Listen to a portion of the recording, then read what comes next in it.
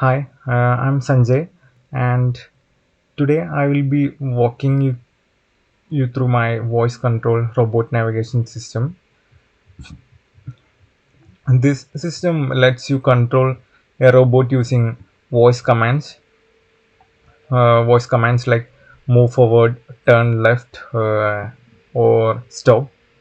Python and two key libraries such as key speech recognition and PyTTSX3 are used in this project. Speech recognition helps convert speech into text, and the next one provides spoken feedback. And also, I will explain how each part of the code works and how everything fits together. Let's begin with the setting up the two libraries needed for the project. In the first part of the code, I imported two libraries such as speech recognition and PyTTSX3. So this is the code for that.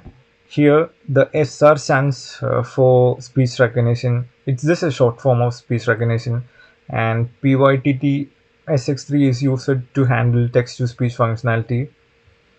After importing them, I initialize the text to speech engine with this line. So this initialize the engine, allowing the system to speak back to the user with feedback when a command is recognized or just executed. Next next I created a function called speak that takes a text as input and it allowed using the pyttsx3 engine. So this is a code for that, and this function uses engine say to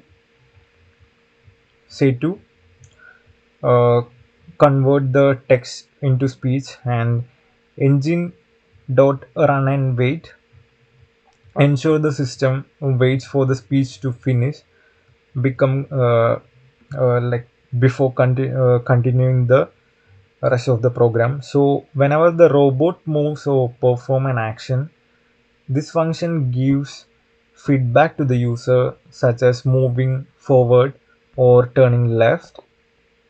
Now let's dive into how the system listen for the recognize voice command.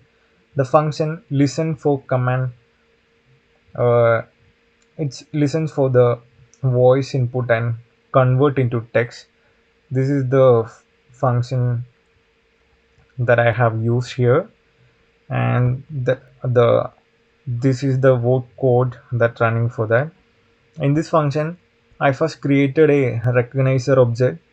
Then I use the microphone to listen for commands. The recognizer adjust for ambient noise.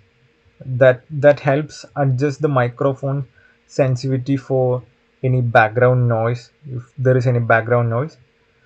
And also once the audio is captured, it provide it processed by Google speech to text API using recognizer dot recognize that Google to convert into text.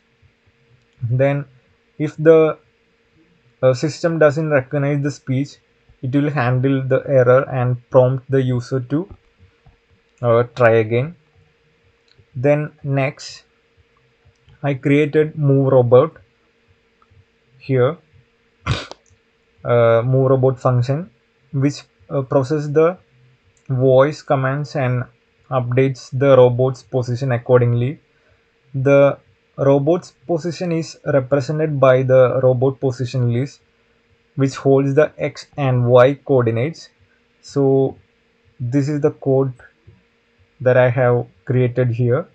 Here, if the system recognizes commands like move forward or turn left, it updates the robot's position accordingly. For example, moving forward increase the y coordinate, and also the turning left decrease the x coordinate. So there will be -1 1. I will show that on the result. After executing each command, it gives feedback to the user through speak function. And now let's have a look on the main loop where the system continuously listen for and process voice command. The main function start system and keeps it running until the user give the stop command.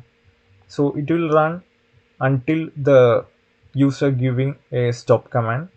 In the main function, the system starts by greeting the user, then it enters a loop where it continuously listen for voice command. If a valid command is recognized, it calls the move robot function to execute it.